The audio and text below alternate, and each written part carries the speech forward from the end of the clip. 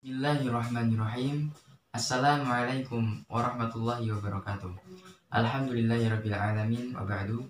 Kepada Dewan Juri yang terhormat dan seluruh pemirsa yang berbahagia, sebelumnya perkenalkan, saya Doni Dwi Prasetyo dari Universitas Negeri Semarang.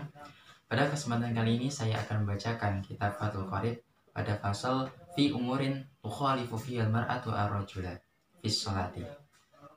Baik, langsung saja. Qala al-musannifu rahimahullahu ta'ala wa nafa'ana Allahu bihi wa bi'ulumihi fid dharaini amin ya rabbal alamin. Bismillahirrahmanirrahim. Faslun ay hadha faslun.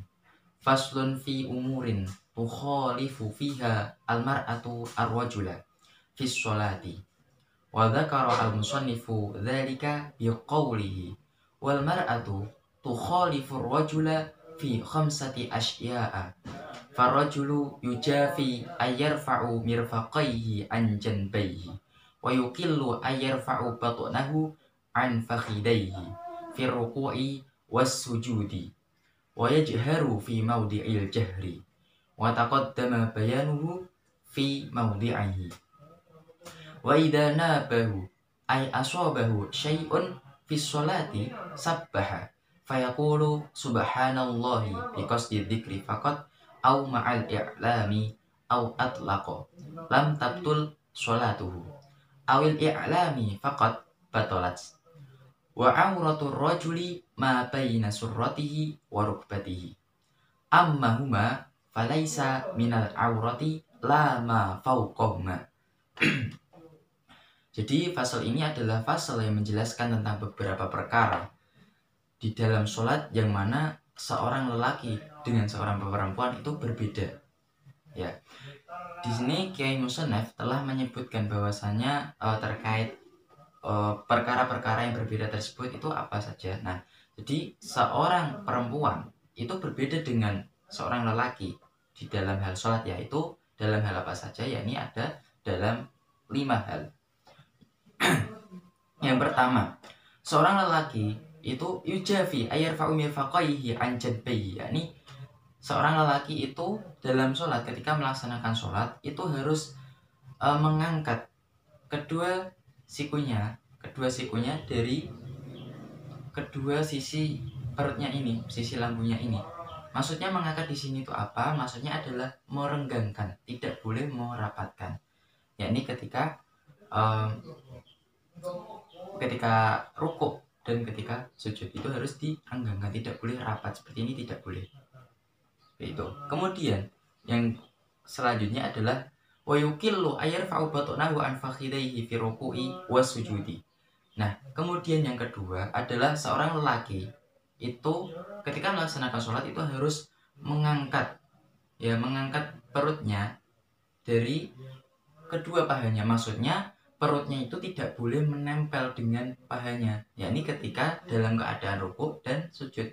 Jadi kalau seorang lelaki itu rukuk ataupun sujud itu perutnya tidak boleh menempel dengan kedua pahanya, seperti itu, harus diangkat, harus renggang seperti itu. Kemudian wa yajharu fi mawdi'il jahri.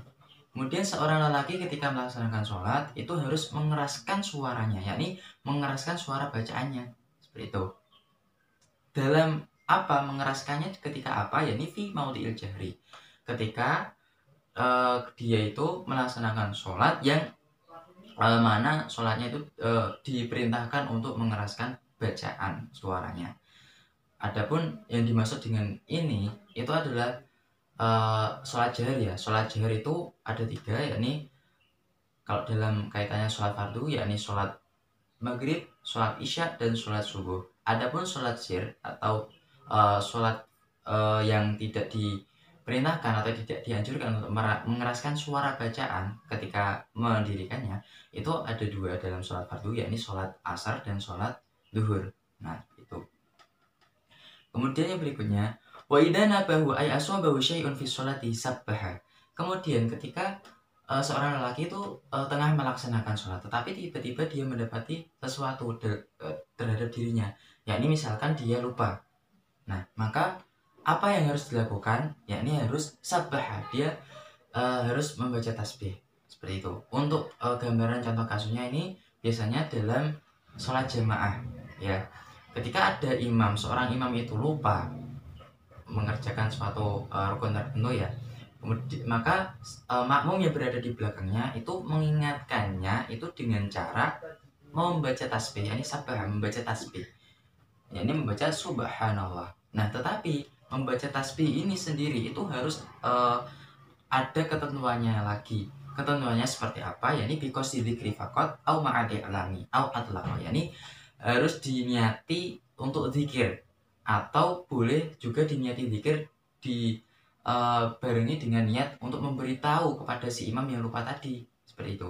Atau untuk lebih amannya lagi agar sholatnya tidak batal ya, itu diniatkan secara mutlak saja, dia hanya mengucapkan subhanallah saja, tidak diniati apa-apa, seperti itu, dimutlakkan niatnya. Maka dengan demikian, kondisi yang demikian, sholat yang dilakukan itu tidak batal, seperti itu. Akan tapi jika seorang untuk mengingatkan imam itu dengan diniati untuk iklam, untuk memberitahu bahwasanya dia lupa, nah maka sholatnya batal kalau tujuannya diniati dengan iklam, seperti itu. Kemudian wa auratu rajuli ma baina surratihi wa rukbatihi. Adapun aurat lelaki itu adalah anggota badan yang berada di antara pusarnya dan kedua lututnya. Adapun pusar dan lutut itu tidak termasuk aurat. Jadi yang termasuk aurat itu hanya anggota badan yang berada di antara pusar dan kedua lutut dari si lelaki, seperti itu. Mungkin demikian yang dapat saya sampaikan. Kurang lebihnya mohon dimaafkan. Allahul muwaffiq ila aqwamit thoriq. Wassalamualaikum warahmatullahi wabarakatuh.